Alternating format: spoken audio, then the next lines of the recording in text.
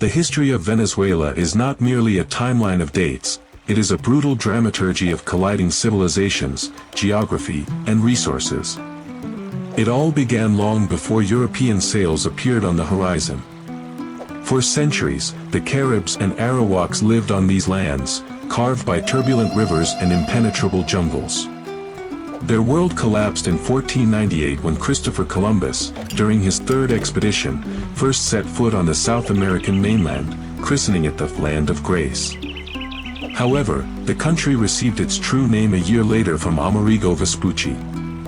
Upon seeing indigenous stilt houses on Lake Maracaibo, he ironically dubbed the territory Venezuela, Little Venice. This irony would become prophetic. Illusory wealth would forever mask deep poverty and violence. Spanish colonization was slow and bloody. Unlike in Mexico or Peru, there were no great empires here to be decapitated with a single strike. Conquistadors had to fight for every kilometer against scattered but ferocious tribes. The colony's economy was built on the harshest exploitation. First, it was the encomienda, a system of forced indigenous labor, and later, as the native population began to die off from disease and unbearable work, the mass importation of enslaved Africans began. By the 18th century, Venezuela had become a major supplier of cocoa, and later, coffee. Society was strictly hierarchical. At the summit were the peninsulars, born in Spain, below them the criollos, Spaniards born in the Americas, and at the very bottom, the vast mass of partis, mixed population, indigenous people, and slaves. It was this deep-seated social inequality, embedded during the colonial period, that would become the detonator for future explosions. The dawn of the 19th century brought the winds of change. Enlightenment ideas and the examples of the American and French revolutions inspired the Criollo elite. The figurehead became Simón Bolívar, the liberator. The War of Independence, 1810 to 1823, was not a heroic epic, but a total civil war characterized by incredible cruelty on both sides. Bolívar's decree of war to the death unleashed mass executions. The country lost a third of its population. The decisive Battle of Carabobo in 1821 and the final destruction of the Spanish fleet at the Battle of Lake Maracaibo in 1823 by Admiral Padilla put an end to Spanish rule. But Bolívar's dream of a unified Gran Colombia, uniting present-day Venezuela, Colombia, Ecuador, and Panama, collapsed under the weight of regional ambitions.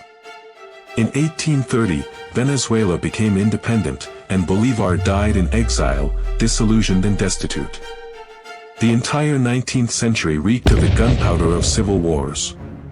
This was the era of caudillismo, the rule of local military warlords backed by private armies. The state existed only on paper. The most destructive conflict was the Federal War, 1859 to 1863, which claimed another 200,000 lives and finally ruined the agriculture-based economy. The country was drowning in debt to European powers, leading to humiliating port blockades. It seemed there was no exit from this vicious cycle of poverty and violence. But at the start of the 20th century, an event occurred that forever altered Venezuela's DNA. In 1914, at the Zumac 1 well in the Lake Maracaibo Basin, a powerful oil fountain erupted. Black gold. This discovery coincided with the rise to power of a solitary and cruel dictator, one Vicente Gómez, 1908 to 1935, known as the Catfish. Gómez, a semi-literate caudillo from the Andes, intuitively understood the significance of oil. He sold concessions to foreign companies, Shell, Standard Oil, securing fabulous wealth for himself and his clan. Petrodollars allowed him to create the country's first professional army loyal personally to him, and an extensive secret police network. Gómez ruthlessly suppressed any dissent. Prisons were overflowing with political prisoners. Yet, under his rule, the endless civil wars ceased. He completely paid off Venezuela's external debt, a unique case in Latin American history. The country became the world's largest oil exporter, but this wealth did not transform the backward agrarian structure of society, it merely preserved it, creating an illusion of stability bought with oil and fear. Gómez's death in 1935 opened the floodgates for accumulated social tension. A fragile transformation began, and the first mass parties appeared, such as Democratic Action, Acción Democrática, led by Rómulo Betancourt. In 1945 to 1948, a brief period of democratic experiment occurred, known as the Trienio, introducing universal suffrage and reforms. However, conservative military circles, fearing radicalism, staged a coup. A new dictator came to power, General Marcos Pérez Jiménez. His rule, 1952 to 1958, became the apotheosis of petro-autocracy. Under the slogan, New National Ideal, he launched grandiose construction projects, highways, skyscrapers in Caracas, modern hotels. The capital was transforming into a showcase of prosperity. But behind this facade lurked the ferocious Seguridad Nacional, the political police employing sophisticated torture. Corruption reached cosmic scales. Pérez Jiménez and his circle openly looted the treasury. The economic boom, driven by high oil prices after the Suez Crisis, intoxicated the elite, but the majority of the population continued to languish in ranchos, slums encircling the glittering Caracas. Discontent ripened everywhere, among students, workers, the church, and even parts of the military tired of the regime's corruption. In January 1958, following mass uprisings and a general strike, Pérez Jiménez fled the country on a plane stuffed with suitcases full of dollars. This was the end of the era of open military dictatorships and the beginning of the longest period of civil democracy in Venezuela's history, which, however, carried the same birthmarks of the oil curse. The flight of Pérez Jiménez in 1958 did not just end a dictatorship, it opened the floodgates for a new petrodemocracy. Leading political forces signed the Pontificio Pact, an agreement to share power and resources to exclude military rule. Venezuela became an island of stability in a turbulent Latin America. In the 1960s and 70s, the country seemed like paradise. When world oil prices skyrocketed in 1973, Caracas drowned in money. This was the era of Saudi Venezuela. President Carlos Andrés Pérez nationalized the oil industry in 1976, creating the giant PDVSA. The country plunged into consumer ecstasy. The middle class flew to Miami for shopping, and more champagne was consumed in Caracas than in all of Europe. But behind the glittering facade hid a terrible disease, Dutch disease. Agriculture and industry were dying because everything could be bought with petrodollars. The state bloated to incredible proportions, becoming the main employer and source of corruption. The collapse came suddenly. In the 1980s, oil prices crashed. Black Friday, February 18, 1983, when the bolivar was sharply devalued, became the point of no return. A people accustomed to excess found themselves in poverty. Social tension exploded on February 27, 1989. The Caracazo, mass riots and looting in response to gasoline price hikes, were suppressed by the army with incredible brutality. Hundreds of bodies in morgues marked the end of the legitimacy of Pontificio. It was in this blood and chaos that the figure of Hugo Chavez was born. His failed coup attempt in February 1992 made him a symbol of hope. Surrendering, he uttered the fatal, por ahora, for now, promising to return. And he did, via the ballot box. In 1998, Hugo Chavez won, declaring the Bolivarian Revolution. He was fantastically lucky. Oil prices surged again, reaching $100 a barrel.